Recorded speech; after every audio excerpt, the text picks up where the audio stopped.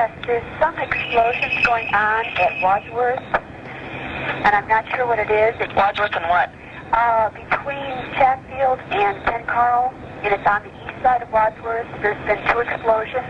Okay. What's your address? My address is 7960 West Fairview. I live on the back, and I can see the explosion. There was a bolt of fire going up in the air. Okay, and your phone number there's 933-9985? Yes, correct. And your name? This is Lynn Jackson. I can see it from the past, and there's been 2 explosions. In the second one, there was a bolt of fire going in the air. Okay, we'll get somebody started out there to check the area. And there's a car there trying to see what's going on, and there's a lot of smoke. Okay. Okay. Thank you. Bye. In the morning of April 20th, 1999, television and radio audiences around the world were met with media reports of a shooting at a Colorado high school named Columbine. Authorities fronted by the Jefferson County Sheriff's Office soon told us that the school, located in unincorporated Jefferson County, had come under an attack involving a variety of guns, improvised explosive devices, and knives, claiming 15 lives between 11:20 and 12:08. In the hours following the school's evacuation, the Western corporate media ran interviews with students and teachers who had witnessed the attack, in which reporters probed them for emotional reactions.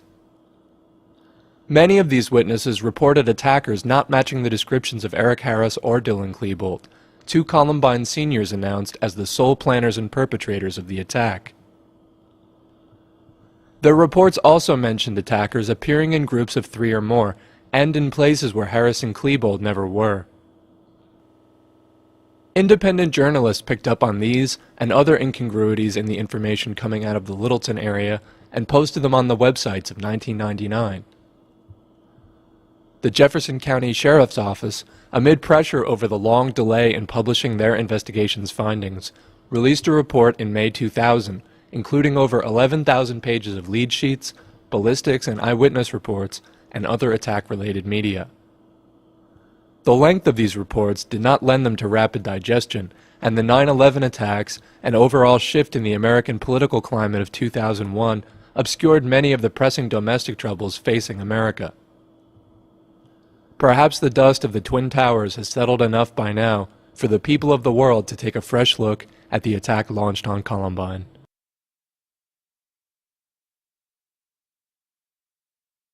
All right, got the shooter. He's up on the top of our... They've got the shooter? They've got the shooter cornered. He's cornered. Football field behind the shed on the back half of our school. So he's at the back half of the school? Yeah, he's in the back of the school up on the football field by the shed. Kathy? The police can come in and get He's at the back of the school? Clement Park. The shooter? Behind, on the football field, behind the shed. They've got him cornered. Is that, my deputies have him cornered? Hold on just a minute. Do we have the shooter cornered, you guys? Behind the shed. Peter, this is Sid. Where's the shooter?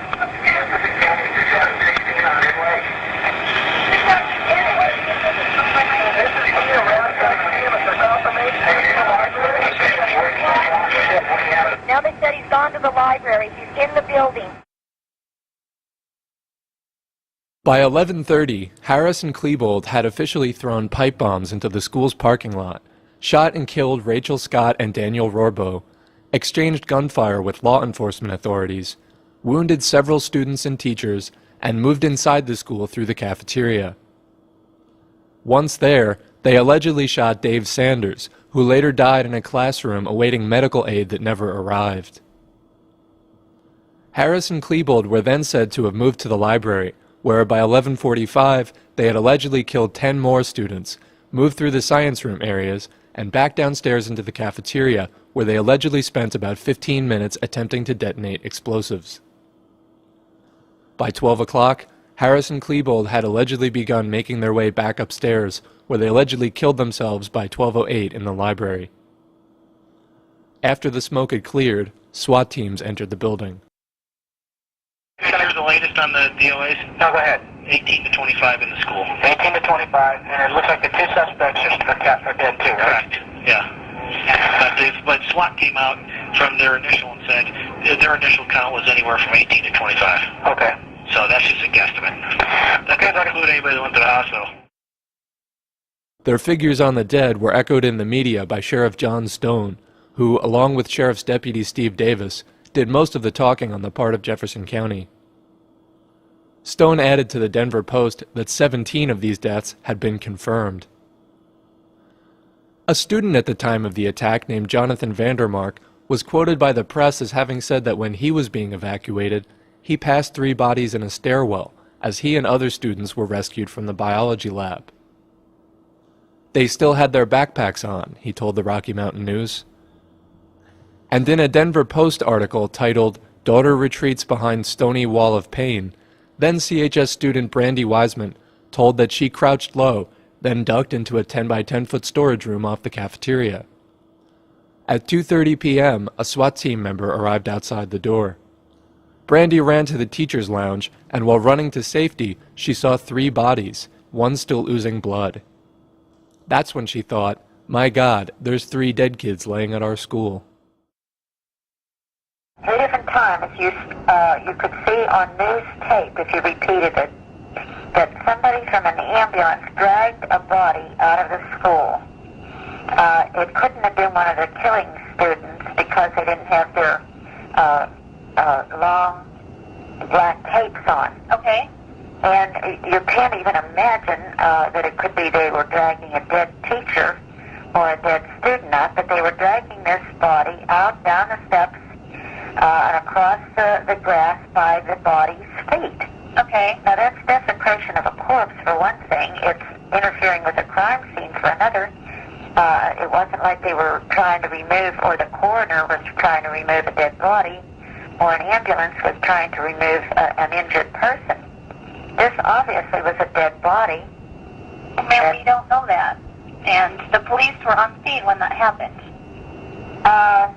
Well, okay, let's assume there was a dead body, because I can't imagine that they would be dragging this man by his feet. All of the dead were officially left in the school to be taken to the coroner on the 21st. Among them were the alleged planners and perpetrators, Eric Harris and Dylan Klebold. This photograph, taken in the building's library, shows both of them lying on the floor with gunshot wounds. This copy has been censored, but the uncensored version is available on the internet. Klebold's injury indicates that a bullet went through his skull from the left to the right in this photo.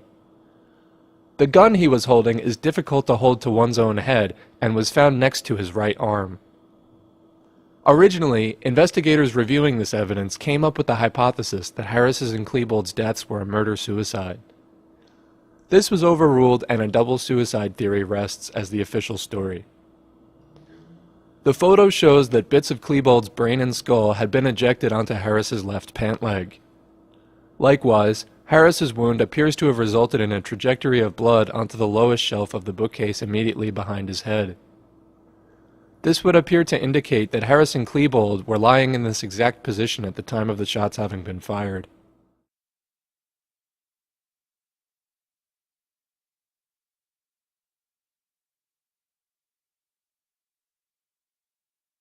Officially, the time of their deaths was set between 12:05 and 12:08 p.m. by government sharpshooters looking in the windows of the library.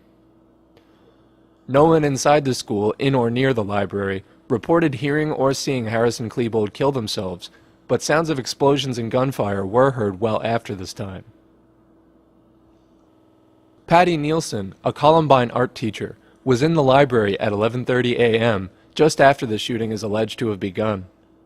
She was wounded and described in an interview with government investigators on page 76 of the Jefferson County Sheriff's Office documents that after the attackers had left the library for the Commons area, she went into a room behind the main one, crawled into a cupboard, and stayed there for the next 3 hours.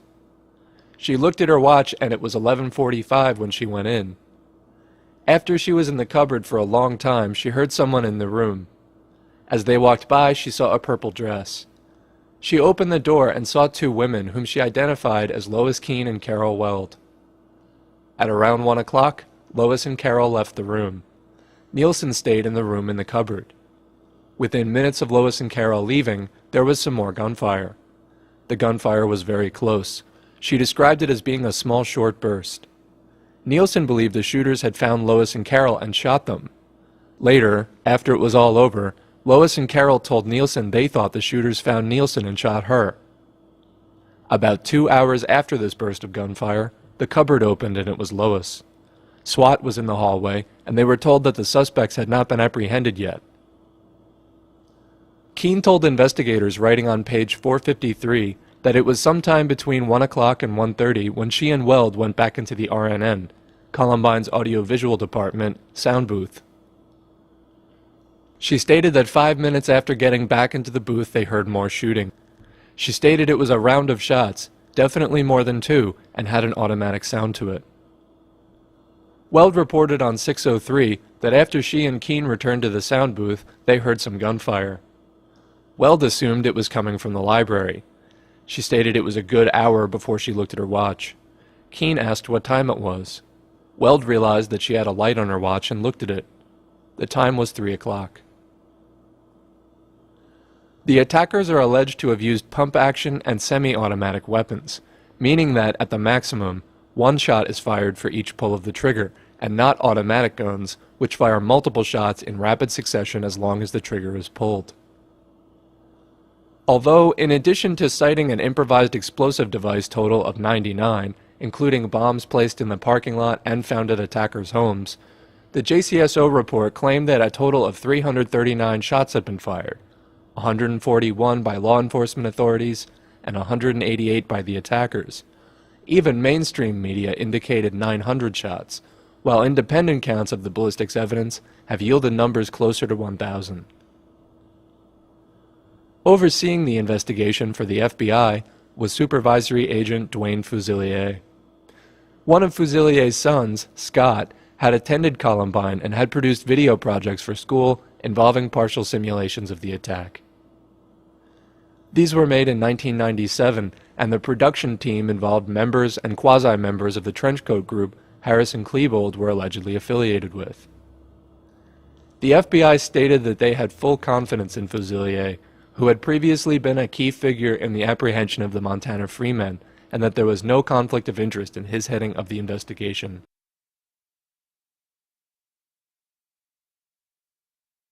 Did anyone here in your group see the shooter? I did. We did. We heard 3 gunshots, and I said it was gunshots, and Heather was like, no, it wasn't, and then she got up, and then I got up, and we walked over there. We saw 3 guys with guns. We saw a really tall guy in a black trench coat. In the library photo, Eric Harris had on a white t-shirt, normally fitting black pants with lots of pockets down the legs, and black boots. According to eyewitnesses, he also wore a trench coat at the beginning of the attack. Harris was known to have had light brown, closely cut hair, and to have stood approximately 5 foot 10 inches in height. He was of thin build and was described by eyewitnesses as a shooter throughout the reports. Pictured in the same image, Dylan Klebold, shown on the right, wore normally fitting black pants and black boots also, with a black t-shirt and black baseball hat turned backwards. He was also described as having worn a black trench coat earlier in the day, stood approximately 6 foot 3 inches tall, was of average build, had brownish red hair several inches long, and was named by many eyewitnesses. On May 6, 1999, then CHS student Ashley Eglund gave the following statement. I, Ashley Eglund, recognized Eric Harris and, redacted, in the hall, while I was by the gymnasium, shooting at me and other people. In the government reports, wherever a witness identifies someone besides Harris or Klebold by name as having been an attacker, the name has been redacted in accordance with state of Colorado law. In a few places, however, a name which was required to have been redacted has been left visible.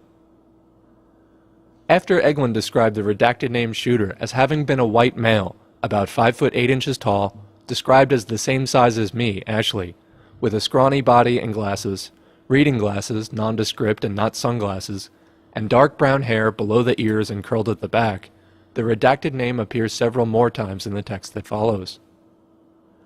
On a following page of the report, a map of the school grounds is shown bearing captions indicating the positions of people and places relevant to Ashley's testimony. Caption number 1, which refers to the place where Ashley saw the shooters, is labeled Harris, Morris. In her report, Ashley described this person as shooting at her and other people about the same number of times as Eric Harris. This is a photo of CHS Class of '99 Chris Morris, a friend of Eric Harris, being taken into police custody on the afternoon of the attack. After initially identifying Eric Harris as the attacker he saw, Brian Fry, who did not know Eric Harris or Dylan Klebold, told investigators reporting on page 813 that when he received his yearbook, he looked at the picture of Redacted and became convinced that the person he saw standing outside the student entrance holding and then shooting the Tech-9 was Redacted, not Eric Harris.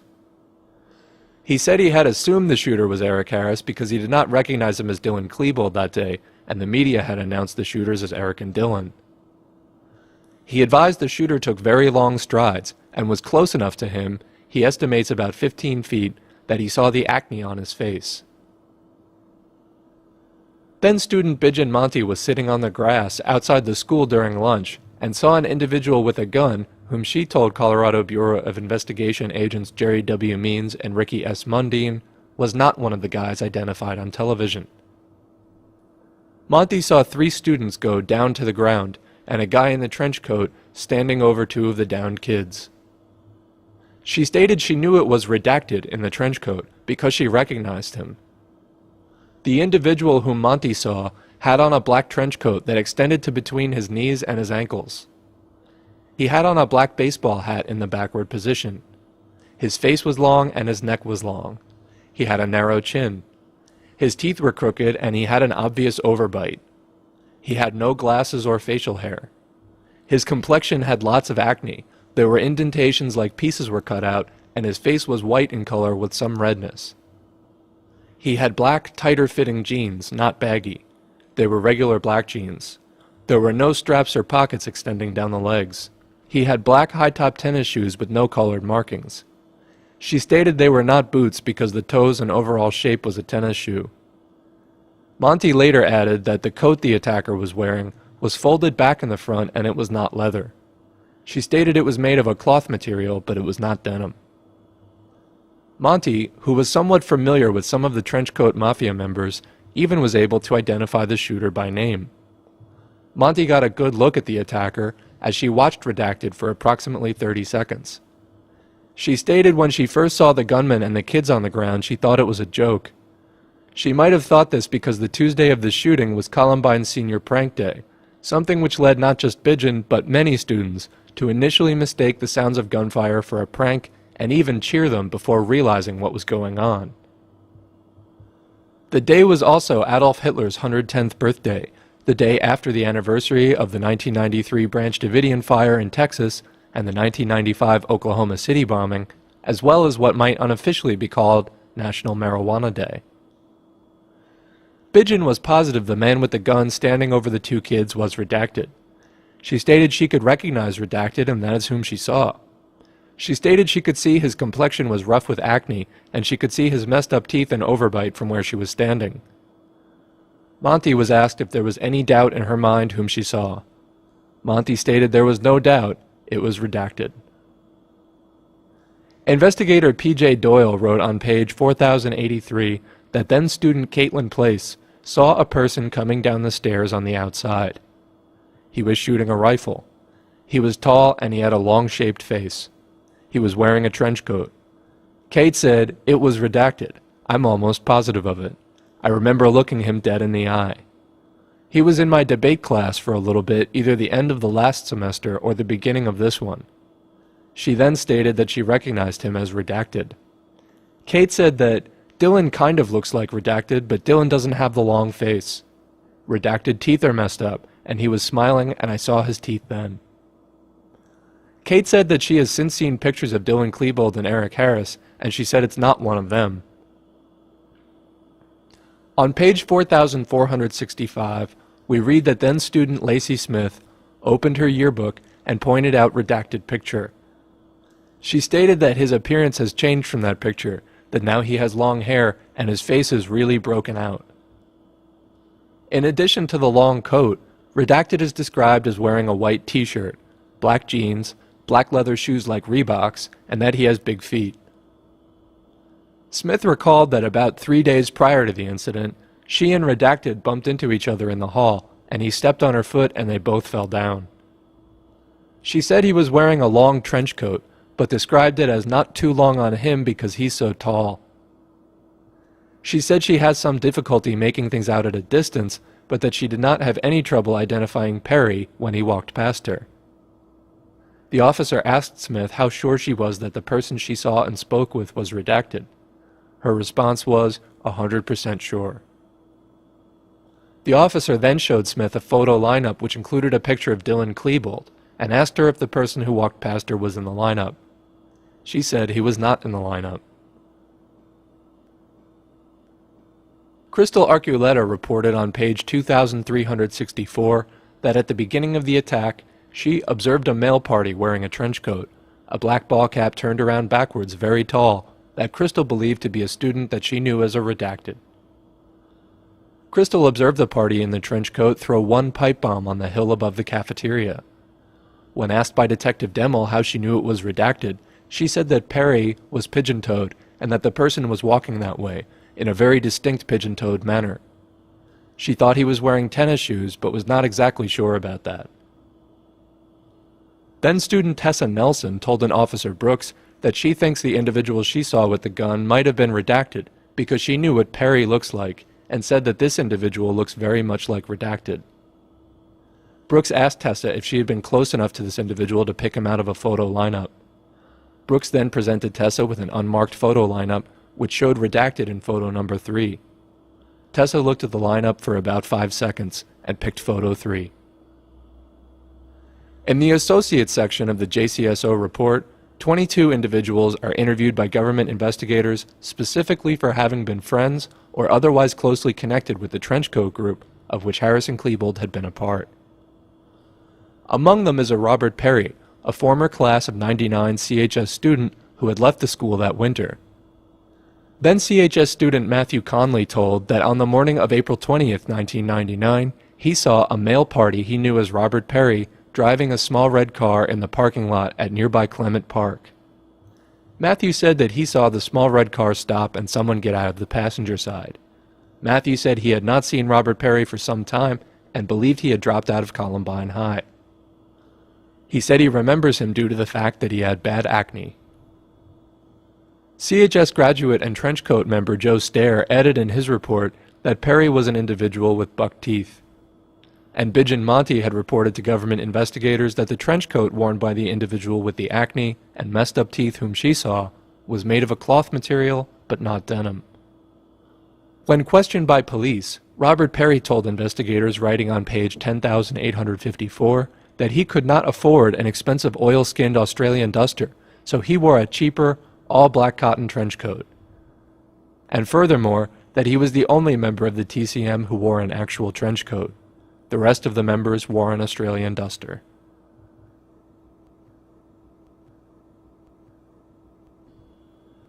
Jonathan Vandermark reported seeing 2 attackers in the hallway outside the science classrooms where he hid during the attack. One of them he recognized and identified by name as Dylan Klebold. The other he described as being about 1 foot shorter than Dylan, with dark hair that was spiked on top with blonde tips.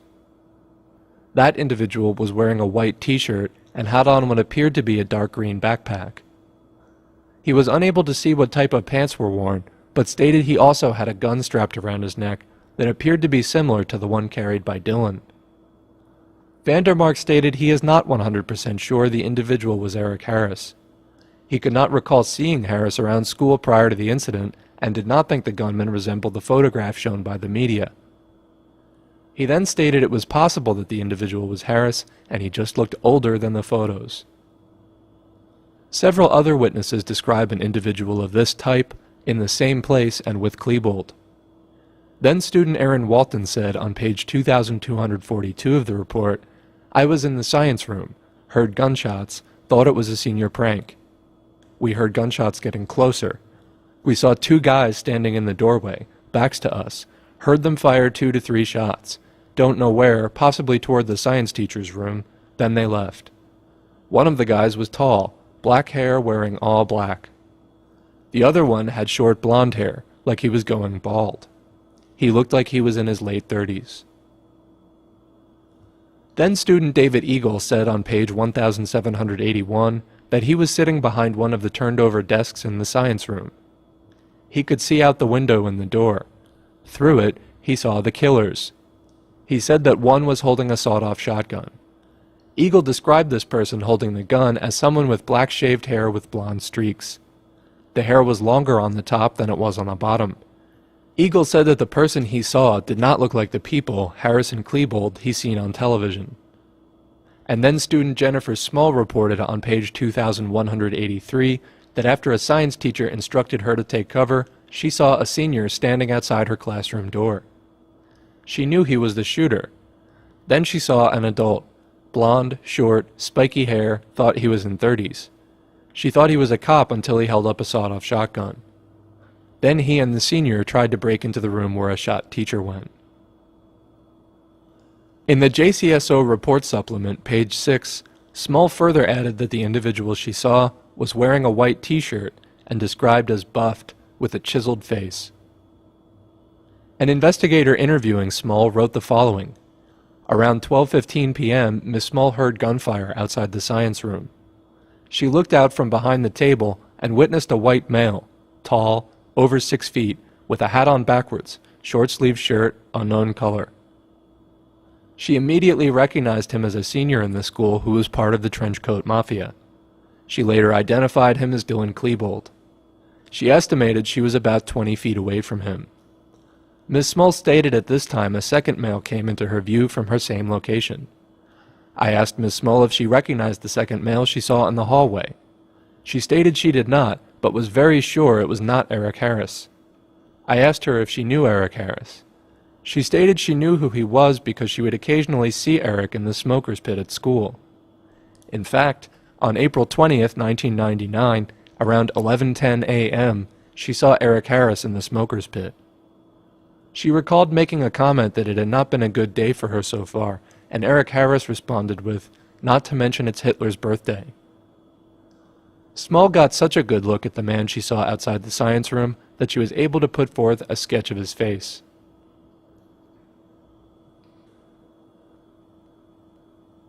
The investigator's report on Jennifer goes on to say that immediately after leaving the smoker's pit, she, Jennifer, was walking toward the administration area near the telephones. She noticed a tall, 6-foot, white male, short brown hair, wearing a dark trench coat with a dark shirt and camo pants. He was carrying a duffel bag walking towards her in the hallway. He had come inside the building through the doors by the administration and was walking into the school. She noticed the duffel bag more than anything because it was large and appeared heavy. Miss Small estimated she was 7 to 8 feet away from him as he walked past her. She was very sure he was not a student, but believed he was friends with Dylan Klebold and part of the TCM. She believed she could identify him. Ms. Small stated it was not unusual for former CHS students or other students to be inside the school visiting friends. Jennifer added in an additional report on page 2185 that the person in the fatigues was specifically wearing a black trench coat, black shirt, black and white camouflage pants, and he was carrying a black-colored duffel bag, and the bag appeared to be heavy by the way it was being carried upon his shoulder. On that page, she names the person she thinks it was by name. The name has been redacted, and authorities asked many witnesses if they had observed duffel bags in the building prior to the attack, which they believed to have been a main vehicle for the transportation of the pipe bombs and other improvised explosive devices brought in for the attack. Adam Foss, on page 4931, also described the person holding the shotgun as wearing camouflage pants and high black boots. And on page 4691, it's reported that at approximately 11:15 a.m., immediately after then-student Patrick Vassar sat down with his lunch, he saw 4 or 5 individuals in black walking away from the school. Everyone in the group was wearing trench coats, except one who was wearing camouflaged pants.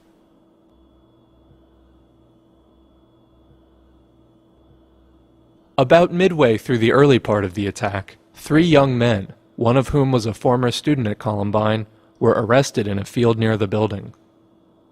They were said to be members of a culture known as splatterpunk, a variation of punk culture whose adherents are especially interested in morbidity and violence. All three of them wore camouflage pants at the time of their detainment, but none of them are of the black and white variety. According to statements made by John Stone, these individuals, Matthew Christensen, Matt Acard, and Jim Brunetti, told police that they were curious about the shooting after hearing about it on the radio and decided to sneak up on the school through a nearby field to have a look. Stone responded that the attack was not being reported on the radio at that time. All of what exactly was exchanged between police and the three remains uncertain, but they were released. At the minimum, they were temporarily used as a diversion by a sheriff not wanting to explain who Chris Morris was or why he had been put into the back of a police car. Sheriff, there was a suspect or someone in handcuffs taken down. It's not seen here. Can you tell us about that? We had three individuals that were ascending upon the school wearing kind of military camouflage fatigue type things. They were detained, and it appears they are associates of these gentlemen or good friends of these gentlemen that I don't want to call them gentlemen, these people that perpetrated this atrocity here today. We're talking about someone dressed in black who was taken away. Yes, Here. yes. Is that a suspect? This is still under investigation. We're not sure what relationship he had to those people inside, but he was a very good friend according to the information. According to FBI Special Agent Matthew S. Harris, writing on page 656, on the morning of the attack, then sophomore Jake Apodaca went to the cafeteria. Just prior to the 11:15 bell, while sitting at a table near the south window, he saw Dylan Klebold walk into the room through the southwest entrance. Klebold was dressed in all black, black boots, black trousers, black shirt, a black trench coat, and was wearing a backwards hat with a Boston Red Sox emblem. Apodaca and his friends walked out of the southwest exit of the cafeteria toward the soccer fields. He heard what sounded like a string of firecrackers going off and turned toward the school and saw two white males crouching along the northwest corner of the cafeteria. One person was dressed in a white short-sleeved t-shirt and blue jeans with no weapon visible. The other person was dressed in all black, black trousers, black shirt, black trench coat, a black beret, and was wearing what appeared to be a black mask. He did not recognize either of these individuals since one had on a mask and the person in the white t-shirt because he was crouched down with his back to him. Apodaca saw the person in the white t-shirt throw an object about the size of a soda can on top of the library. This object appeared metallic since it looked silver in the sunlight. 1 or 2 seconds after landing on the roof, it exploded with a loud boom, a flash of fire, and puff of smoke. Chris Wisher is another who saw this attacker. Wisher was recorded on page 1264 as having seen a white male, dressed in a white short-sleeved shirt and blue jeans, kneeling with his back to him near the northwest corner of the cafeteria. Wisher saw this person throw an object one-handed on top of the cafeteria library roof. It appeared metallic, and it exploded with a loud bang, a flash of fire, and a pall of smoke. While he observed the person in the black trench coat shooting outside and the person in the white t-shirt throwing the explosive device, he also heard very rapid gunfire coming from somewhere within the school. Donald Arnold, who had walked to the soccer field after eating his lunch, is recorded on page 666 as having looked toward the school and seen a short, pudgy male, wearing a white t-shirt and throwing something onto the roof of the school near the electrical transformers. Arnold heard an explosion and saw dust on the roof soon after. Patrick Neville, who was also in the soccer field area, told a police investigator writing on page 1044 that he saw a white male with a white shirt, blue jeans, whom he observed throw something on the roof which exploded. Neville stated he knew it exploded because he could hear the noise and see the smoke coming from the roof. Then sophomore Mike Kenny told investigators writing on page 940 that he and the people he was with observed a party in a black trench coat with black pants. Mike stated that he was approximately 100 yards away. Mike reported that the guy had a Tech 9 in his hand. A person wearing a white t-shirt and blue jeans was about 10 feet behind the guy in the trench coat, and they both appeared to be together. Nathan Vanderau, recorded on page 4677 and then a Columbine Jr., was seated at a table along the west windows of the cafeteria. Vanderau saw two individuals outside of the school. One individual he saw only from the waist up was dressed in a white shirt and blue jeans. This person was throwing something in a sidearm motion up toward the school roof. Vanderau saw him throw one or two items. And in great detail, Jonathan Cole recounted to investigators writing on page 750 that he met up with Jake Apodaca and Chris Wisher when he noticed two males in trench coats. One was wearing a ski mask with one large hole in it. He recalled that one had brown, puffy hair. He recalled seeing a third male who was wearing a white t-shirt that had either short sleeves or no sleeves, blue jeans, exit the building behind the two trenched males. He next remembered that the male in the white shirt yelled at the other two males in trench coats to go, go. And one of the kids reported he was on a soccer field and he saw a kid in a t-shirt with the two people that were in long jackets, and the kid was throwing a bomb or some type of a pipe device on the roof. Detective Terry Demmel, assigned with the Columbine Law Enforcement Task Force, included the following in his report of a May 3, 1999 interview with Jason Brem on page 719. Jason reported that on Tuesday the 20th, he observed a party wearing a trench coat and black hat turned backwards, who was leaning against a green post that was anchoring a tree. Jason stated that the person was a little shorter than himself. Jason is 5'11" or 6 feet, and that he was wearing a black pair of boots. Detective Demmel showed Jason photographs of Eric Harris and Dylan Klebold at that time, with Jason reporting that the party he observed wearing the trench coat had a very round face and was neither Harris nor Klebold. Jason added that the party had a black nylon bag with straps at his feet. Jason described the bag as being approximately 1.5 to 2 feet long and appeared full. While playing soccer, Jason heard what he thought sounded like a string of firecrackers going off, and saw smoke coming up from next to the guy in the trench coat. He stated that the person in the trench coat was the same party that he had observed when he walked out of the door. Jason stated that the guy in the trench coat was alone. The party in the trench coat began shooting randomly as he walked down the stairs. The gunman then started shooting into windows of the library. The individual then lobbed several devices up onto the roof that caused explosions. He then ran back down the stairs to the bottom and fired off what Jason thinks was a shotgun that was louder than anything else that had been going off.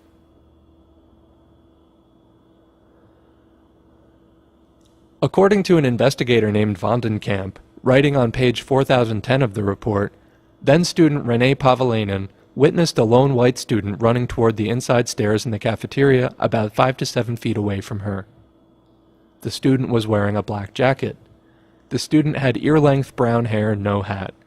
She believed he was about 5'6" tall. Pavalainen told Agent Wright that she believed the student was firing a weapon while running. She believed this because the pop-pop noise became louder as the student ran by them towards the steps. In reference to her description of the acne-faced shooter, a government investigator asked Pigeon Monty if the person she had witnessed holding the gun was wearing tight pants or baggy ones. This question may have been asked to disambiguate the shooter from this one, described by Stephanie Duffy on page 2919.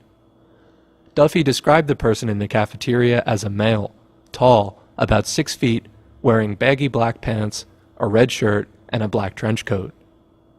She did not recall seeing a hat. She stated that this person was holding what appeared to her to be a double-barreled shotgun. She stated there was nothing in particular about him that was distinctive. She stated that she has seen numerous pictures of Eric Harris since the incident and does not believe that this is who she saw that day. Lisa Forgan, one of the last students to exit the cafeteria, also saw an attacker wearing an orange shirt and speaking German, whom she did not believe was either suspect seen on TV or in the paper, but felt she may be able to identify him.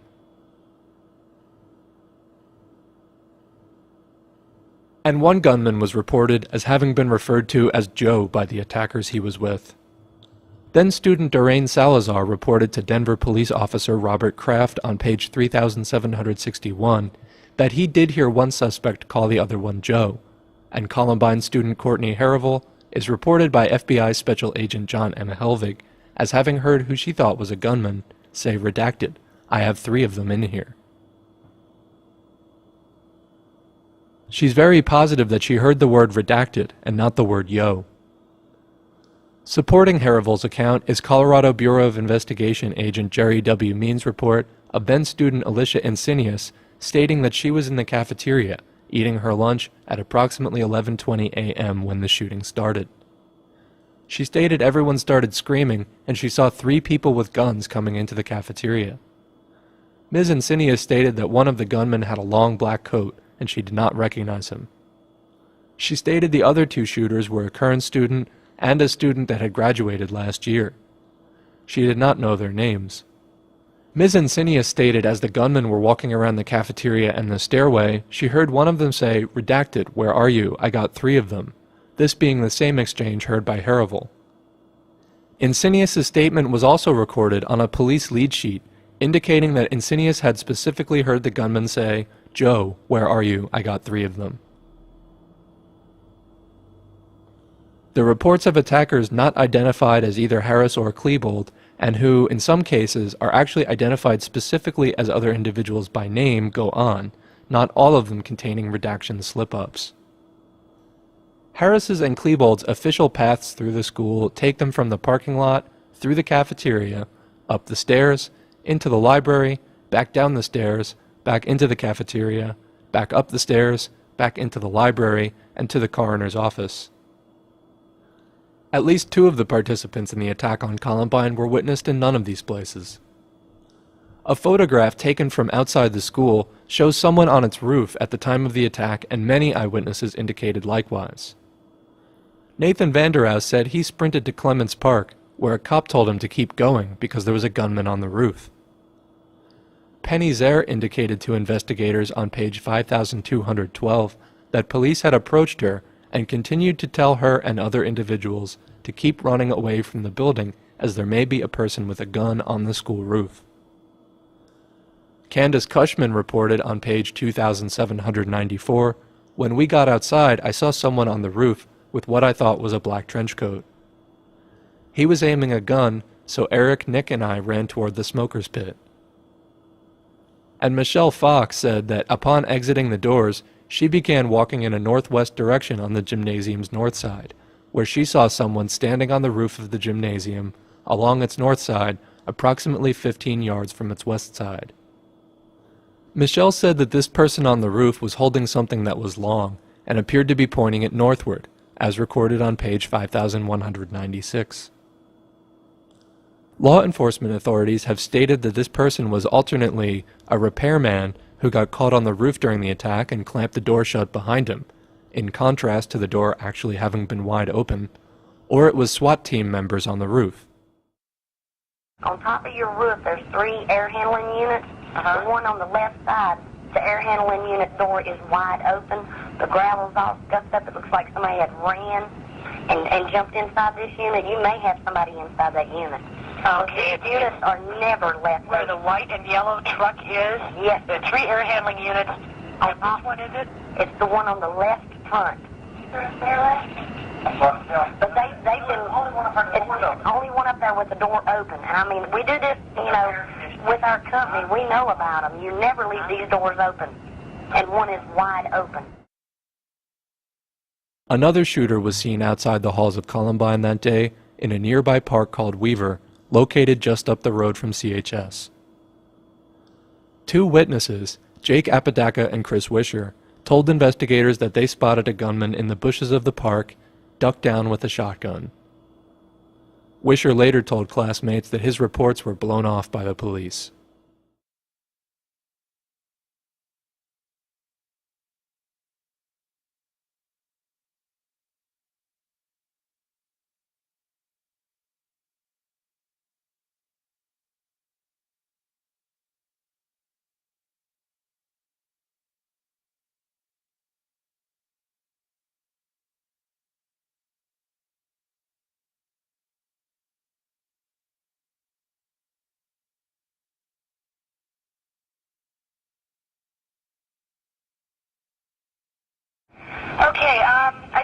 information. I didn't know. What are the suspects?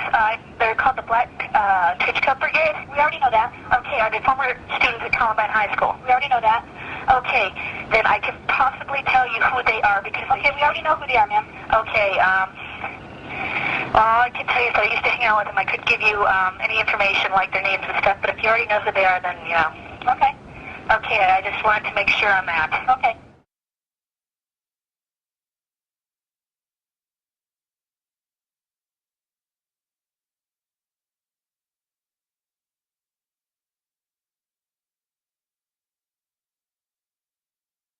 Then Principal Frank DeAngelis was quoted in August 2000 as saying that there really was no trenchcoat mafia, and even if there was, Harris and Klebold didn't associate with the people who wore such clothing, and that there had been no suggestions of plans for an attack like the one launched on 4/20. The TCM was described as a tight-knit group who covered for each other and went out of their way to intimidate other students. According to Kristen Long, there were definite signs that something could happen. She described the Trenchcoat Mafia group as staring you down if they passed you in the hall and you weren't their friend. She stated the group really tried to alienate themselves from others. Adam Kyler reported to investigators that around Christmas 1998, kids in black leather trench coats threatened him, telling him they were going to kill him if he went to class, and if he told anyone about the threats, they would shoot him. Kyler added that the one giving him the trouble was Klebold, but others were present while it occurred. After Adam's mother informed the school administration about it, the harassment from Klebold ceased.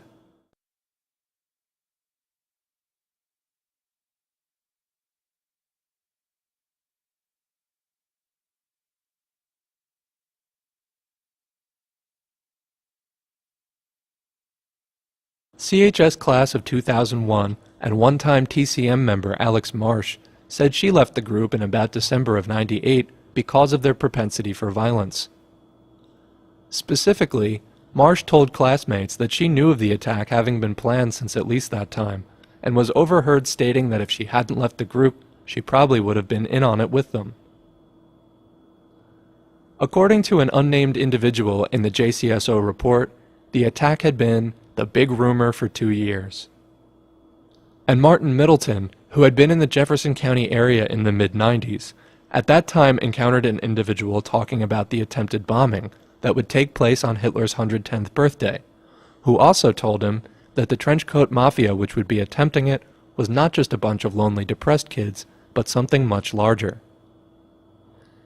Indeed, we were told after the attack that the Columbine attackers had planned to not just shoot and maim a few dozen students, but to kill 500 people, level the school with bombs, hijack a plane from Denver's New World Airport, and, despite their total inexperience with aviation, fly it over 2,000 miles, where they would perhaps lodge it into skyscrapers in New York City, a plan which may have sounded foreign to audiences of 1999, but which today seems all too familiar. Harris, Klebold, Morris, and others, including associates Nathan Dykman, Zach Heckler, Charles Phillips, and Brian Sargent, had worked together at Blackjack Pizza, then owned by Bob Kurgis. Not only at school had there been talk of exacting revenge on individuals who had allegedly been mean to them, but at Blackjack, Harris in particular would routinely speak of this, and of blowing up the school, asking older individuals to buy him guns, and showing people how to make bombs. Klebold, Morris, and he would also regularly give fireworks displays to their co-workers, fireworks forming the basis of many of the bombs used in the attack, construct and detonate dry ice bombs to alleviate boredom, or something, and Harris, on at least one occasion, was sent home for bringing in a pipe bomb, which he stated he had planned to detonate behind the building in a watermelon. After the attack on Columbine, Karen Krasowski, who worked at a business located in the same strip mall as Blackjack, called authorities to report that she had discovered a bag of fireworks left over on the establishment's roof, where Blackjack employees would occasionally congregate. When the ATF claimed it, they also found a 9mm bullet in the grass. It was also reported by James Thornby, a Blackjack co-worker, that after asking Thornby to buy him a gun, Eric Harris did mention, He already had 7 propane tanks and was going to buy 9 more with the check he had just received toward a desired total of 30. Harris stated to Thornby that it was his intention to blow up the school. In the Associates section of the JCSO report, Patrick McDuffie, a former member of the clique, reported on several subjects of the investigation. He gave the following report at about 9:30 p.m. on the night of April 20th. McDuffie described a list of about a dozen teenagers, including Eric Dutrow, Dylan Klebold, Joseph Stair, Charles Phillips, John Beachman, Eric, last name unknown, Eric Harris, Chris Morris, Eric Alt, and Robert Perry. All of the young men on the list were then CHS seniors, recent graduates, dropouts, or expelled. McDuffie stated that he, like Alex Marsh, had left the group because of their desire to commit violence. Each of these names, including Harris's and Klebold's, is accompanied by a list of what drugs the individual uses, what kind of car he drives, what kind of weapons he owns, and how he contributed to the attack. 3 of the individuals, not including Harris, are listed as having built the bombs used in the assault.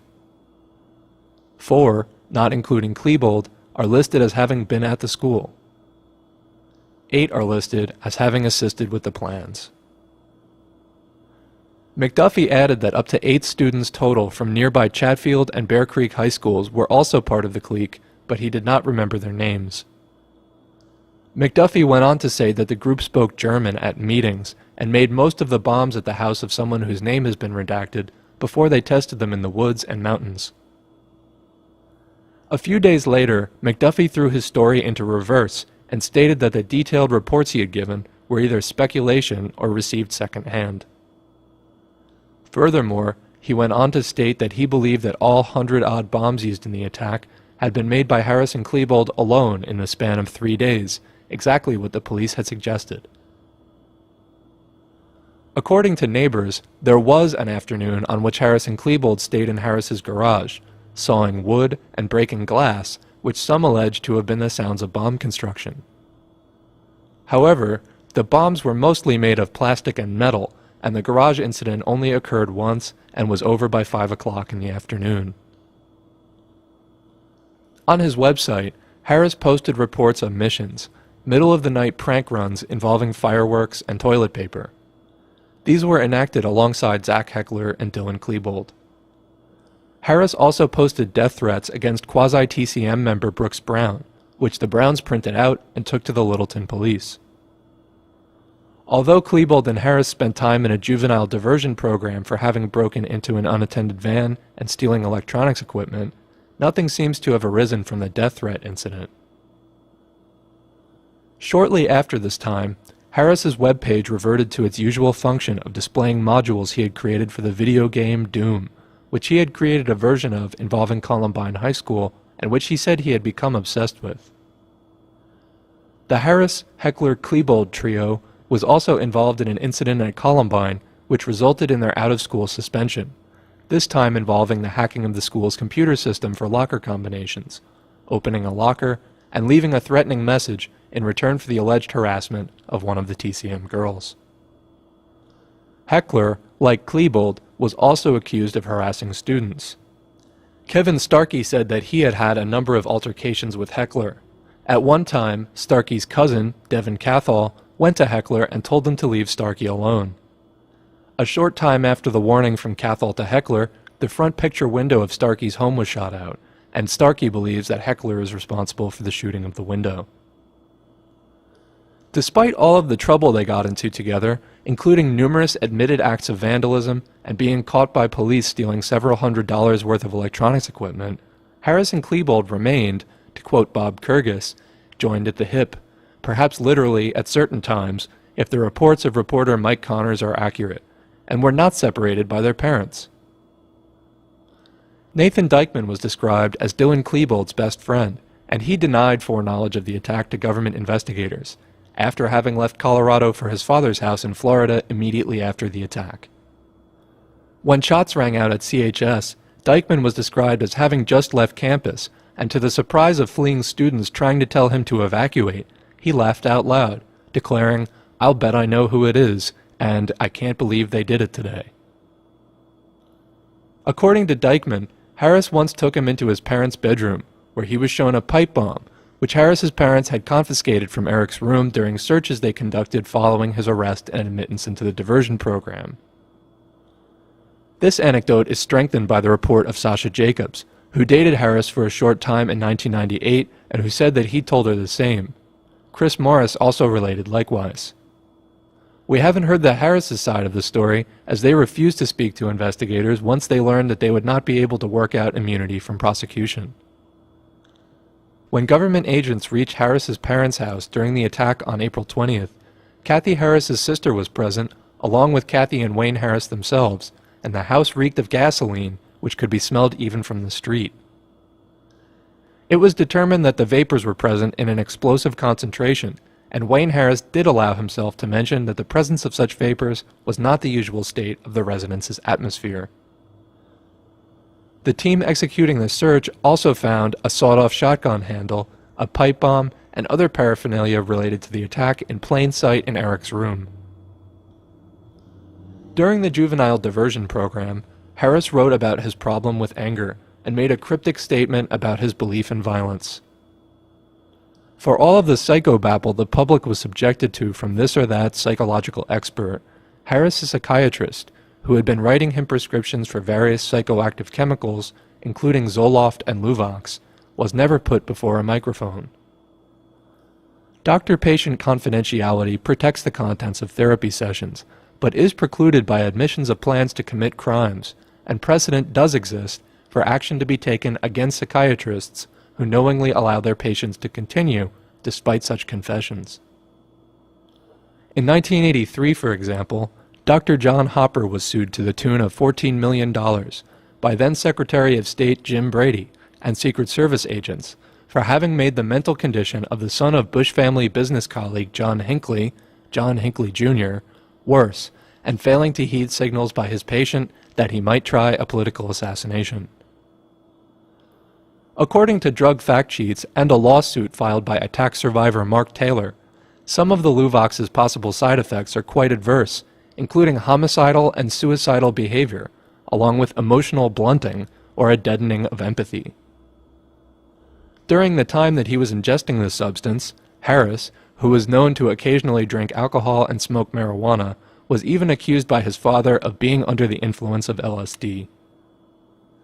According to unsourced reports by researcher Brian Desborough, at the age of 10, Harris allegedly used to complain to his friends that he was being drugged at the Plattsburgh Air Force Base where his father worked until its official closure in September 1995. Dylan Klebold had also changed considerably over the summer before his senior year when, as a former friend of his put it, he went to the long hair and everything else. Klebold's parents allowed his descent into strange clothing styles and musical selection, they said, as long as he could articulate his decisions on why he was making the choices he was. His father, Thomas, explained to government investigators that it was his belief that his son being able to do this was part of his becoming an adult.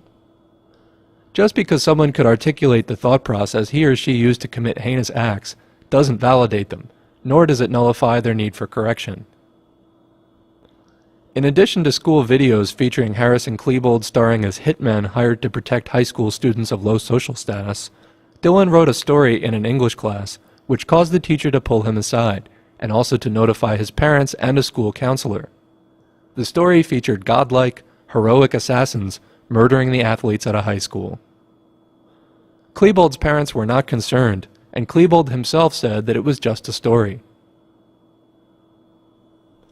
Whereas Eric Harris and Dylan Klebold are apparently no longer among the living, CHS-TCM co-founder Chris Morris reported that he began wearing the trench coat to create an ominous or threatening appearance, and that, in the 1997 to 98 school year, up to 100 students were doing the same.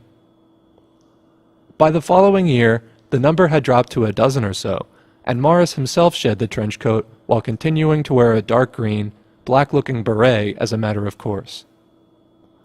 Morris assisted government investigators in attempting to rope Blackjack Pizza employee Phil Duran, who had bought guns for Dylan Klebold, into the government's net by placing a phone call to him from the FBI office in Denver. He was eventually cleared of all suspicion by authorities, and according to his girlfriend, Nicole Markham's mother, considers himself a victim of the attack for the damage it's done to his name. Ashley Egland is one CHS student who named Morris by name as having been a shooter during the attack, but according to Morris, he was off campus playing Nintendo at the house of Corey Friesen.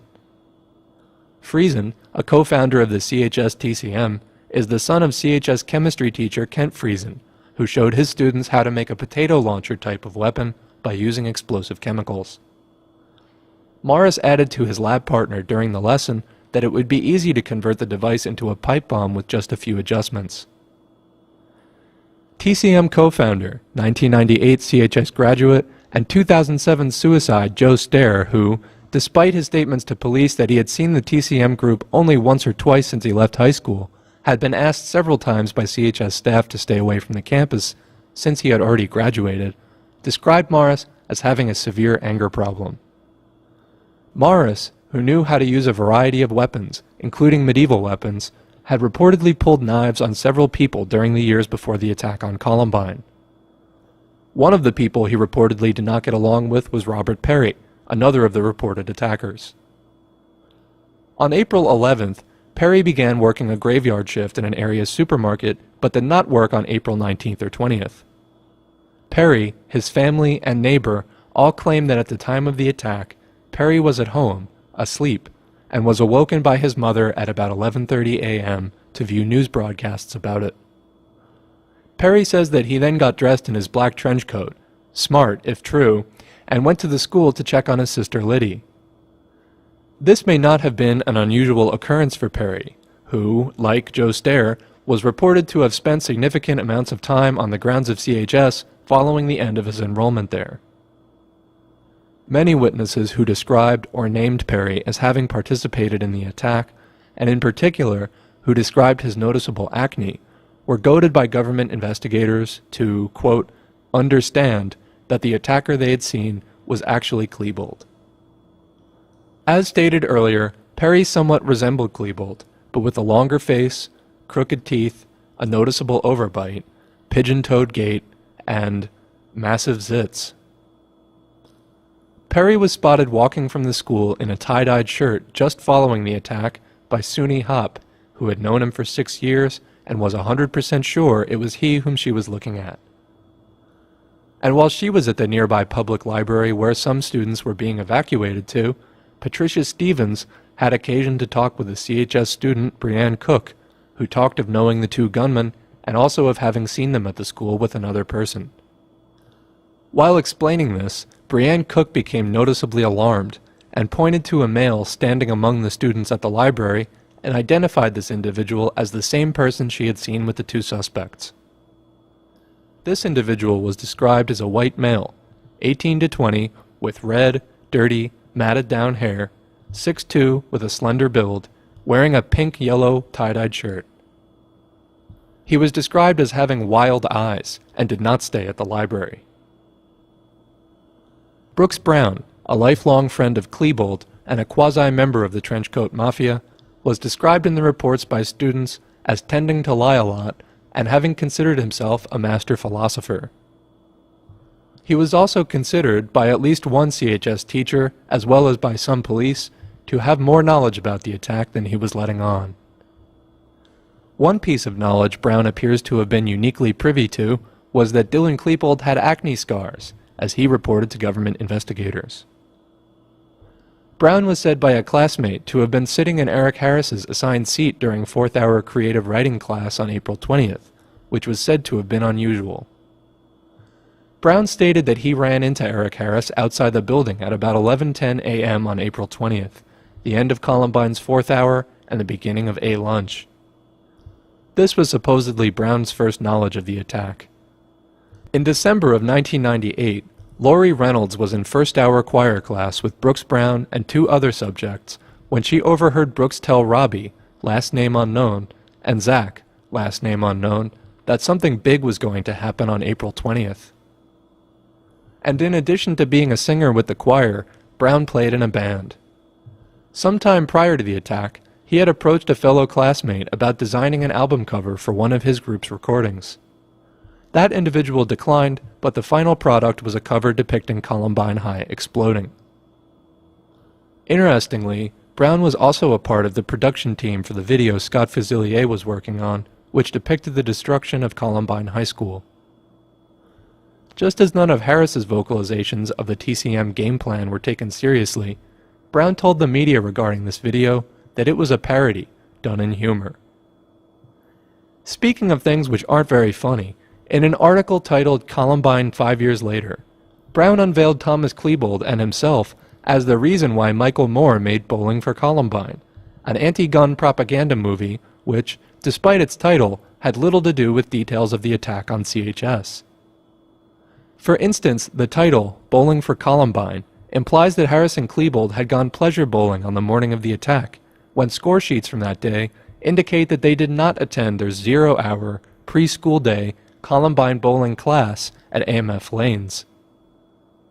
Brown, whom reportedly no one at Columbine liked, said, "I was chilling with Tom and Sue," Klebold, who had just served him some strawberry shortcake, and Tom said, "You know who would be great to get out here? Michael Moore. Go on his website, it has his email. I can't do this because our lawyer won't let us, but that would be awesome." I sent Michael Moore an email and said, "I'm this kid from Columbine, you might have seen me on the news. I'd really like to talk to you for a couple of minutes and see if you'd want to come out and do a movie on Columbine." So Tom Klebold's the reason Bowling for Columbine happened.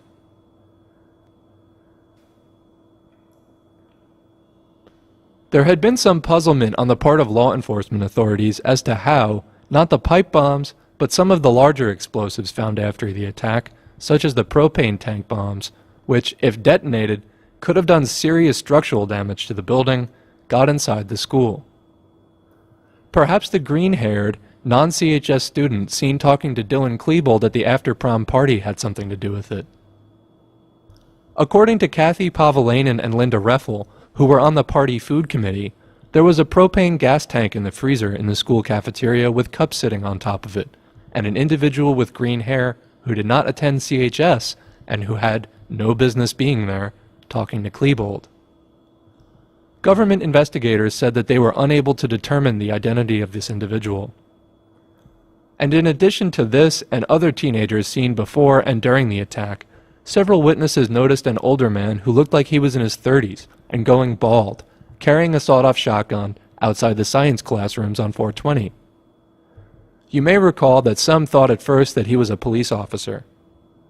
When CHS parent, Barbara Karakoussis, dropped her daughter off at school on the morning of April 20th, she observed a group of 5 to 6 white males standing and sitting on the southwest corner of the intersection. She advised that 2 of the males were sitting on what appeared to be large backpacks, and the rest of the males were standing talking with each other. She advised that one of the males who was standing caught her attention because he had short blonde hair and appeared to be older than the others. All the males were dressed in black clothing, and the male who looked older than the others appeared to be in his mid-20s. She advised this male was standing and had a black-colored blanket or coat draped over his left arm. And just prior to the attack on the school, a bomb was exploded in a field some distance away, a diversion tactic common to many acts of terrorism. You guys had an explosion on Wadsworth and Chatfield. Yeah. And I pulled up on that, and I'm the one that called the explosion in. Okay. There was a guy that came out from underneath, you know that little waterway type thing? Uh-huh. He came out from underneath that, but he seemed to be like, it was really weird because he came out right after the explosion. Okay. Like he was standing there watching it. Okay. Now, I have a description of him, but he was one of the guys wearing. He had a dark blue shirt on, a pair of tan shorts, and a fanny pack, dark brown hair, and a mustache.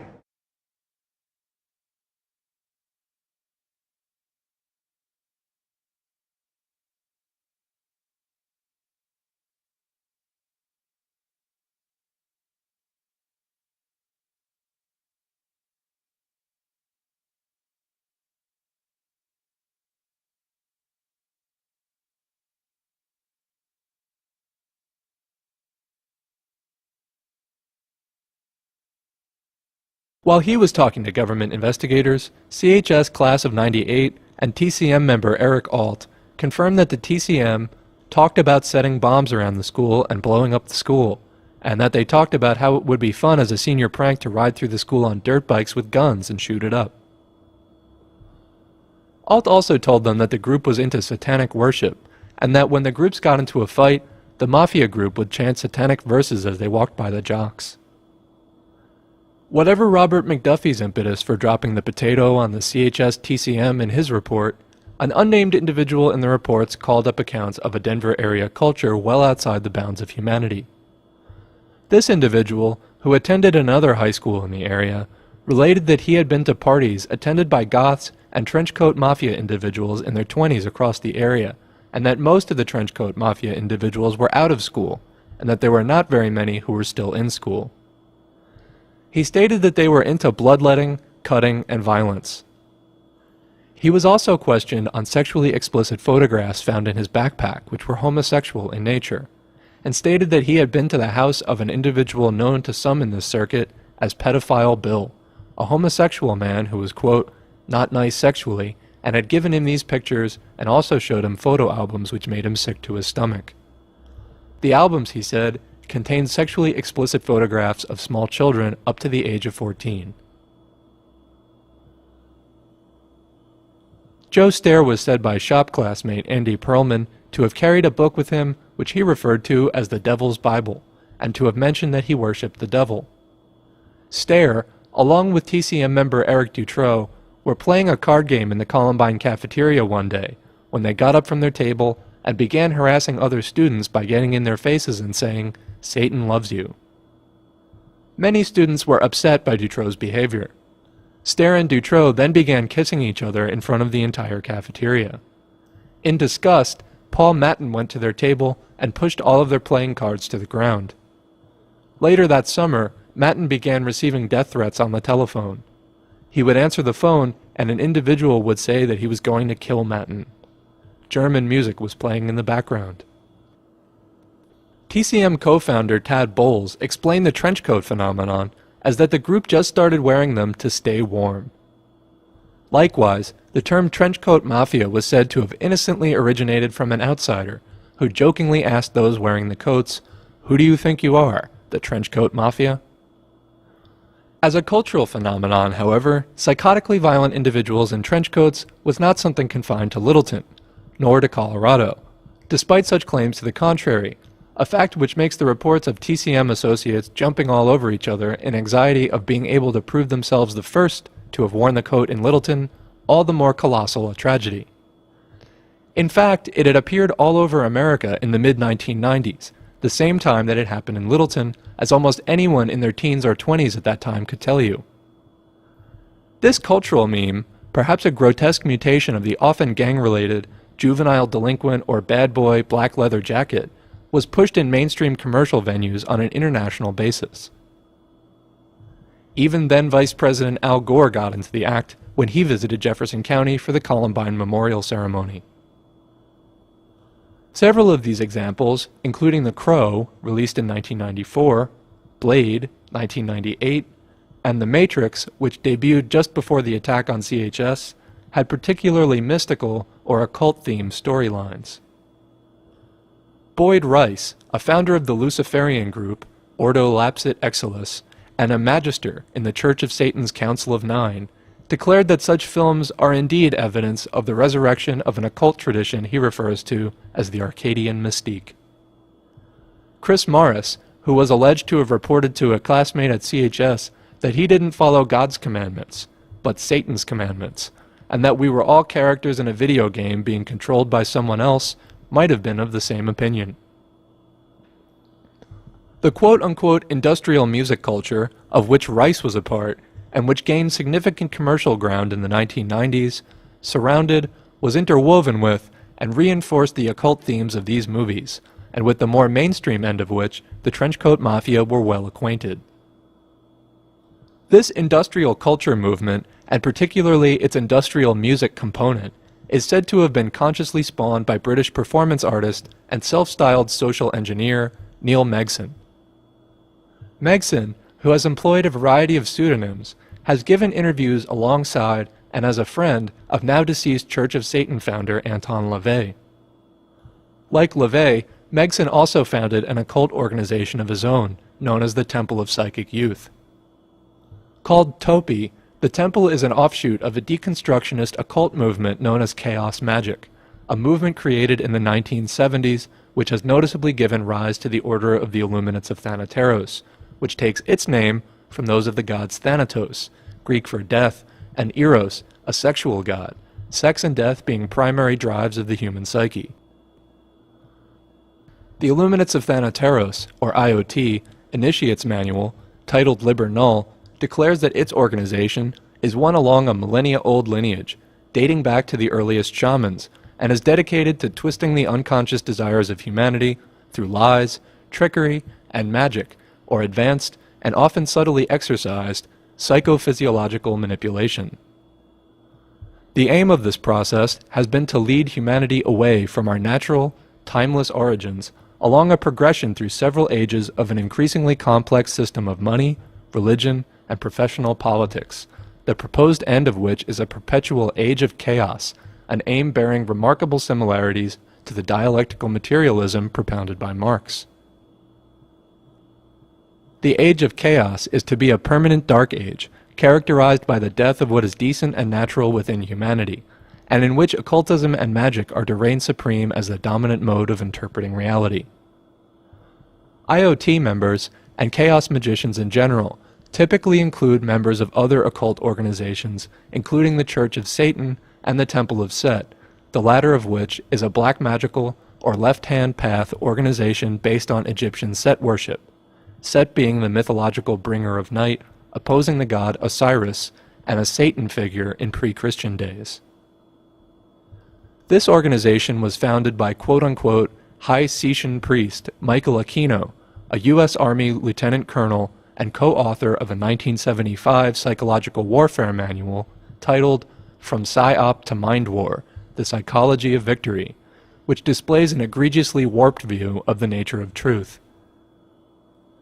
Aquino and his wife, who went by the name of Lilith, were accused in 1987 of sexually abusing 3-year-old boys and girls in daycare programs at the U.S. Army's Presidio, a practice perhaps not that uncommon if articles like Dave McGowan's The Pedopocracy are accurate. Several TCM members and affiliates also recall use of the term FNORD in computer screen names and classroom writings. FNORD is a reference to the writings of now-deceased Golden Dawn initiate Robert Anton Wilson, who wrote of a psychological war between occult factions attempting to control the minds of humanity in his trilogy, Illuminatus. Wilson was a close associate of Peter Carroll, the wealthy real estate investor who co-founded the IoT and who has written many of the works fundamental to chaos magic. Carroll still teaches courses at Wilson's online Maybe Logic Academy. Many Christians discuss the occult, including Freemasonry, but do so from a religious standpoint and are not objective about what they are discussing. This is because religion itself is a watered-down version of the occult, given to the public to soothe their anxieties about the path to hell on earth the occult masters are prodding humanity along. Many less spiritually oriented people are likely to attempt to deny the influence of occultism in our lives, or ignorantly label it harmless, but as the aim of occultism is worldly power and the fulfillment of desire, occultists are not just mentally disturbed, black nail-polished teenagers listening to heavy metal, but highly ambitious, highly intelligent, black-tied adults found among the upper echelons of the hierarchy of civilization, wielding political influence, financial wealth, and social status. The seal of the Scottish Rite of Freemasonry, a popular sect of the craft as it's known, bears the slogan Ordo ab Chao, Latin for Order from Chaos, a popular concept among magical orders and the psychopathic personality types they attract. The natural world, including natural humanity, is full of complexity and beauty on its own, but sometimes our vision of this becomes clouded with doubt, as is encouraged by LaVey's Satanic Bible, and the idea of superimposing artificial order upon it appears more appealing or even necessary. This process and consequent loss of the soul can be expedited by violent traumatic events like child abuse or armed attacks on high schools. The attack on Columbine was not the first, nor the last of such events. In the run-up to 1999, May 21, 1998 was a particularly busy day, as it saw 4 such gun-related events in schools across America in the span of an afternoon, and the 2007 attack on Virginia Tech had a body count of 33. Politically, following almost every one of these incidents, and particularly following the attack on Columbine, there is a concerted effort put on in an attempt to use the chaos created by the violence in order to create support for legislation to disarm Americans, as was successfully accomplished in Ireland following the Dunblane kindergarten shooting, and in Australia following a shooting in Port Arthur. The push from medical industrial authorities to medicate and psychiatrically monitor young people also took an aggressive turn following the attack, even though it is possible that the Luvox Harris was taking, like the Zoloft he took before that, played a significant part in greasing the skids of his madness and thus enabling his participation in the assault.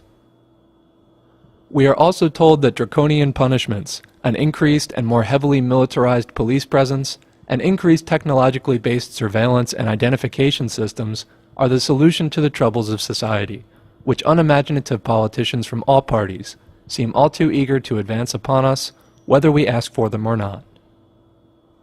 One might wonder whom they really serve. I'm on hold for the president. Hello? Hello. Ms. Holloway? Yes. It's President Clinton. I just called to tell you I was thinking about you. Well, thank you very much. I'm so sorry. Well, this has been a terrible tragedy. Oh, my God. Well, the whole country's watching it with you, and I'm so sorry you're going through it. If there's anything we can do to help, we will. Well, actually, hopefully, even though this is a terrible tragedy, maybe we can turn this into the very last one to ever happen. Yep. Yeah. I hope we can, too. You know, one of the problems we faced after we had all those school shootings last year, none of which were this bad. No. We put out, I got the Justice Department and the Education Department, we worked really hard on this handbook for trying to prevent this stuff. And I just got a call from Congresswoman Carolyn McCarthy from New York, whose husband was gunned down on a Long Island commuter train a couple of years ago, and she said that her foundation has been in touch with so many schools were saying, well, this couldn't happen here. So I think now, you know, it may shake everybody so much that maybe it will be the last thing we hear. I think when they get out here and they see this area, they will say this is the last place they ever would have thought about it. And I spent the night in Littleton before. I know it well. Yeah, it is. It's just, you know, it's one of those wonderful little communities. Oh, it's fabulous. One of my best friends lives there, and so I know it very well. Yeah, we're still in shock. And have you heard the data on this? No, how many finally? Well, we've got at least 20 in the local hospitals, and they have been in the school, and there are probably at least 25 dead. Yeah. This is, it's just unbelievable. One of the things that we found, I knew a lot of the people that were involved in the Arkansas deal because it was my home, and of course I was involved in a lot of these other schools too. And one of the things that we found is the more counselors you can get in there, the quicker to deal with the kids, the better off it is, because a lot of them are going to have real problems. Yes, we've seen them just, I mean, of course we know how we are. We're all shook up. I mean, this thing is just unbelievable. Those poor kids that were held in there, some of them were held in there for a long time before they could be rescued to get out. And you're going to have a lot of kids that knew those two boys who heard them say things. They're going to feel guilty. They're going to wonder if they said something or done something where others be alive, and it's just going to be a horrible mess.